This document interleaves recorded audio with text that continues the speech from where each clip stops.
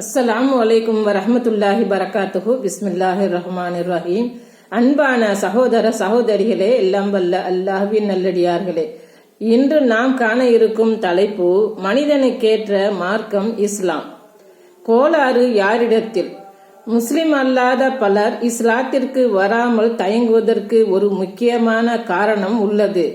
இஸ்லாத்தை ஏற்றுக்கொண்ட முஸ்லிம்களும் நம்மை போன்று வட்டி, வரதட்சணை, மோசடி போன்ற காரியங்களை செய்கிறார்கள். எத்தனை முஸ்லிம்கள் 5 வேளை சரியாக தொழுகிறார்கள்? முஸ்லிம்களில் செயல்பாடுகளும் நம்முடைய செயல்பாடுகளும் ஏறத்தாழ ஒன்றாகத்தான் உள்ளது. பிறகு ஏன் நாம் இஸ்லாத்திற்கு செல்ல வேண்டும் என்று முஸ்லிம் அல்லாத மக்கள் பலர் நினைக்கிறார்கள்.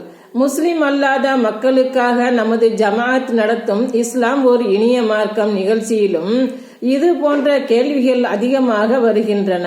முஸ்லிம்கள் இஸ்லாத்தை கடைபிடிக்காத காரணத்தினால் மற்றவர்களுக்கும் இவர்களுக்கும் வித்தியாசம் இல்லாத வகையில் வாழ்கின்றார்கள்.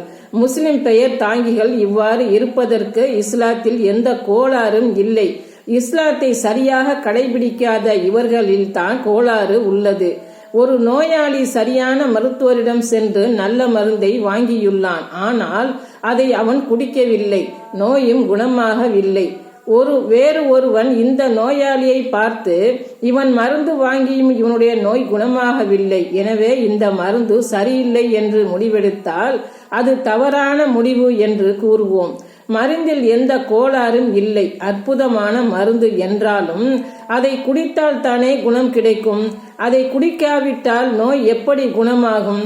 இப்படிப்பட்ட மூடனை பார்த்தால் அவனை குறை சொல்லலாம், மருந்தை எப்படி குறை கூற முடியும்? முஸ்லிம் அல்லாத மக்கள் கேட்கும் இந்த கேள்வியை முஸ்லிம்கள் சிந்தித்து பார்க்க வேண்டும். இஸ்லாத்திற்கு புறம்பான நடைமுறை நம்முடைய நடவடிக்கைகளால் இஸ்லாத்திற்கே கெட்ட பெயர் ஏற்படுகின்றது. பல இஸ்லாத்திற்கு வராமல் இருப்பதற்கு இதுவே காரணமாகவும் இருக்கின்றது. இதற்கு கண்டிப்பாக நாம் அல்லாஹ்விடம் பதில் சொல்லியே ஆக வேண்டும். இஸ்லாத்தை பற்றி படித்து தெரிபவர்களை விட முஸ்லிம்களை பார்த்து அதிலிருந்து இஸ்லாத்தை அறிபவர்கள்தான் அதிகமாக உள்ளனர்.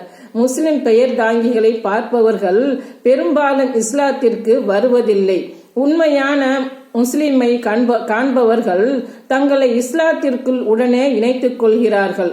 இன்று கிறித்தவர்கள் தங்களின் கொள்கையை பரப்புவதற்கு மேற்கொள்ளும் முயற்சியில் 100ல் 1 பங்கு கூட நாம் செய்யவில்லை.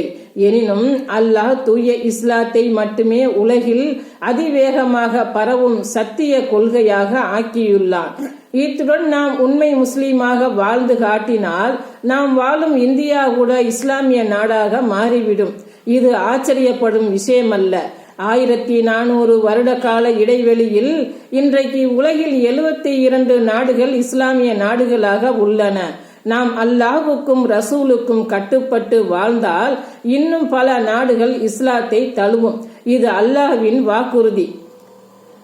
அவர்களுக்கு முன் சென்றோருக்கு அதிகாரம் வழங்கியதை போல் அவர்களுக்கும் பூமியில் அதிகாரம் வழங்குவதாகவும் அவர்களுக்காக அவன் பொருந்தி கொண்ட மார்க்கத்தில் அவர்களை உறுதிப்படுத்தி வைப்பதாகவும் அவர்களின் அச்சத்திற்கு பின்னர் அச்சமின்மையை ஏற்படுத்துவதாகவும் உங்களின் நம்பிக்கை கொண்டு நல்லறங்கள் செய்தோருக்கு அல்லாஹ் வாக்களித்துள்ளான். அவர்கள் என்னையே வணங்குவார்கள், எனக்கு எதையும் இணை கற்பிக்க மாட்டார்கள். இதன் பிறகு ஏக இறைவனை மறுத்தோரே குற்றம் புரிந்தவர்கள். அல் குர்ஆன் அத்தியாயம் 24 வசனம் 55. எனவே உண்மை முஸ்லிம்களாக வாழ்வோம், ஈருலகிலும் வெற்றி பெறுவோம்.